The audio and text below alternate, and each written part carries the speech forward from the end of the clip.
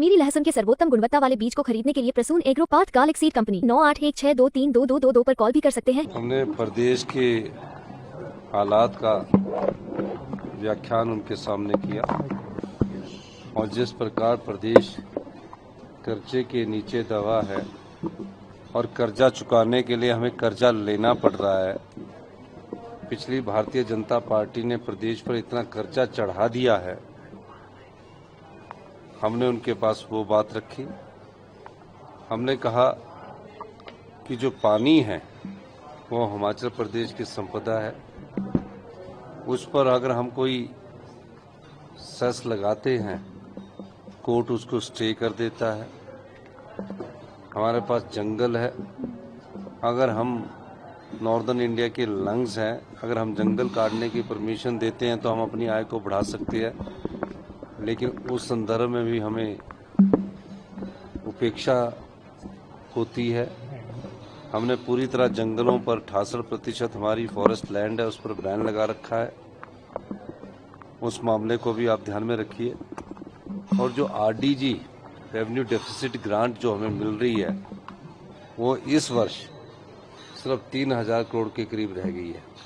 उससे पहले पिछली जो सरकार थी उसमें 10-10 हजार करोड़ रुपए आती थी, अब सिर्फ 3000 करोड़ रुपया रह गई है।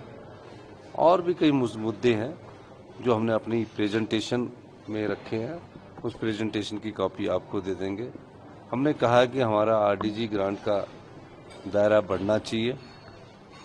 41% जो टैक्सेस में हम स्टेट्स के बीच बढ़ते हैं उसमें हिल स्टेट का खास ख्याल रखा जाना चाहिए। हिल में कॉस्ट ऑफ कंस्ट्रक्शन ज़्यादा आती है।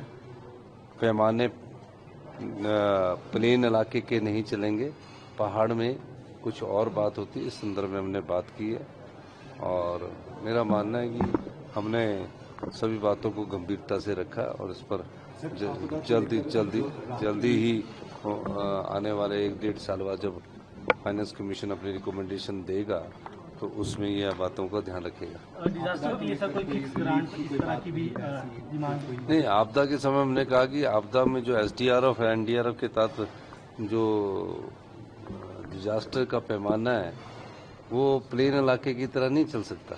पहाड़ के अलग डिजास्टर होते हैं।